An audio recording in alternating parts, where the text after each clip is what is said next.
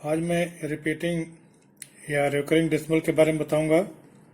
ये decimal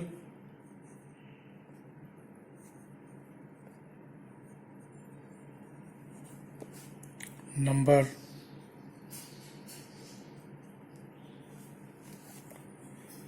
in which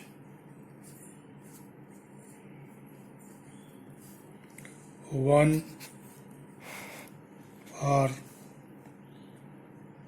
a set of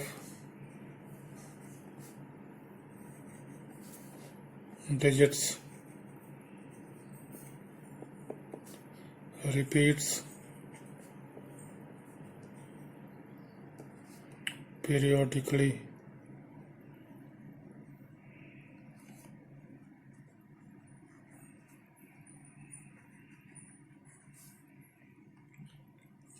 is known as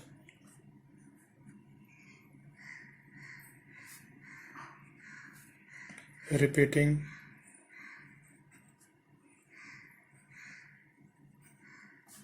or recurring decimals.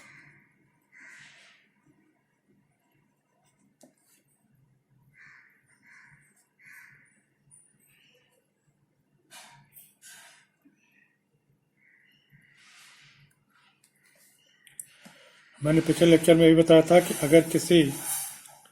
अगर कोई number fraction में दिया, अगर कोई रेशनल नंबर दिया हुआ है तो उसके डिनोमिनेटर के फैक्टर में या तो 2 या तो 5 या 2 और 5 दोनों प्राइम फैक्टर के रूप में आते हैं, तो उसे हम टर्मिनेटिंग डेसिमल कहते हैं।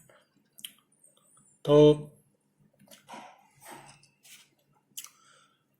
अब जैसे इसमें मैं क्वेश्चन लिखता हूं। ये क्वेश्चन है कि right what kind of decimal expansion of each of the following rational numbers. तो इस क्वेश्चन में हमें बताना है कि ये जो इसका जो डेसिमल एक्सपेंशन होगा वह टर्मिनेटिंग होगा या नॉन टर्मिनेटिंग होगा। तो पिछले लेक्चर में मैंने बताया था कि किसी रेशनल नंबर के डिनोमिनेटर का अगर मैं फैक्टर करता हूं तो उसके फैक्टर में 2 या 5 या 2 और 5 दोनों आ जाए तो उसको हम कहेंगे टर्मिनेटिंग, और अगर इनमें से कुछ नहीं आता है तो नॉन टर्मिनेटिंग होगा। तो जैसे ये पहला है 36/100, तो इसमें अगर हम 100 का फैक्टर करते हैं तो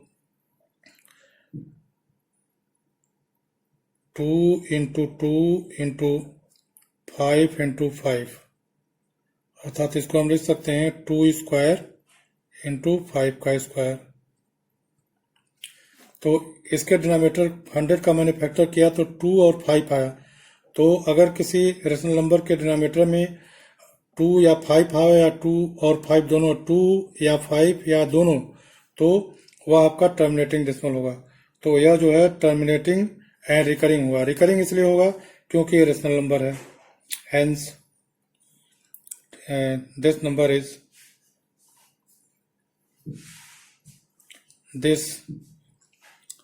is terminating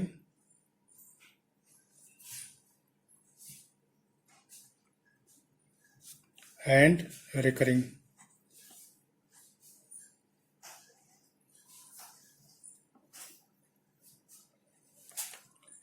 इसी तरह से जो दूसरा पार्ट है,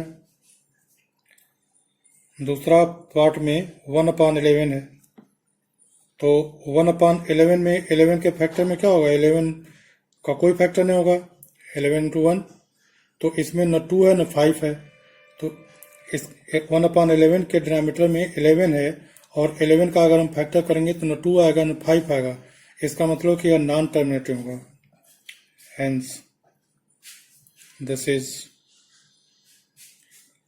non-terminating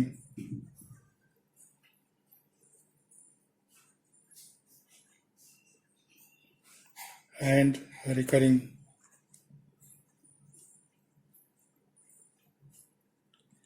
रिकरिंग इसलिए होगा क्योंकि रेशनल नंबर के जो डेसिमल एक्सपेंशन होता है वो रिकरिंग होता ही है। अब इसके बाद 4 होल 1/8,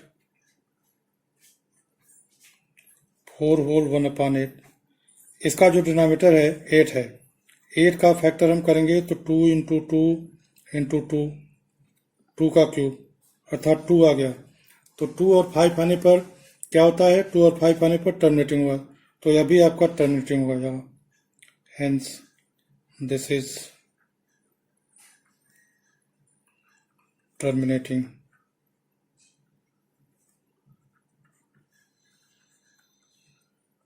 एंड रिकरिंग।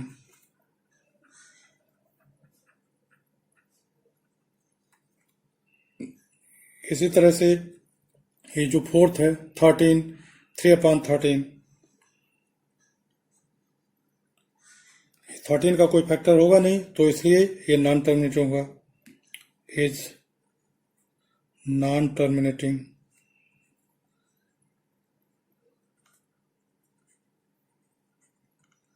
और रिकरिंग तो होगा ही, एंड रिकरिंग।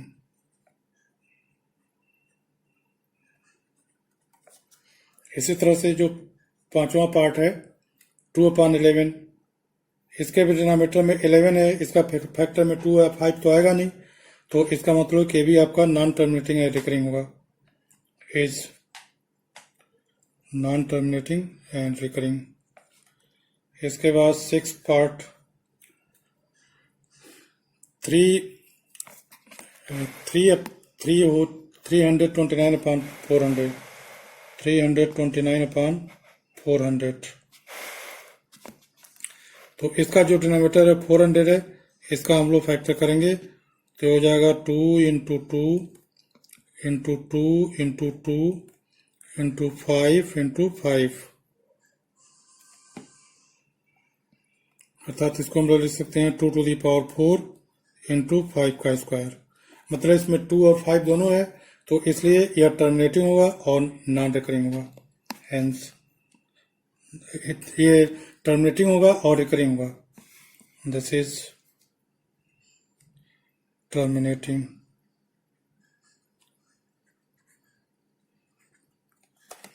टर्मिनेटिंग में रिकरिंग का तो 0 आएगा, तो इसको लिखने की कोई जरूरत नहीं है, केवल टर्मिनेटिंग हम लोग लिखेंगे।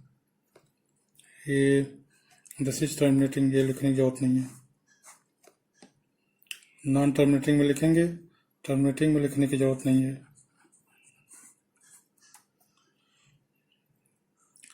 This is terminating, this is non-terminating, this is terminating, this is non-terminating and recurring, और ये भी non-terminating और recurring है, और ये terminating है। अगर कोई प्रॉब्लम हो तो कमेंट करें और लाइक, सब्सक्राइब और शेयर करें। Thank you.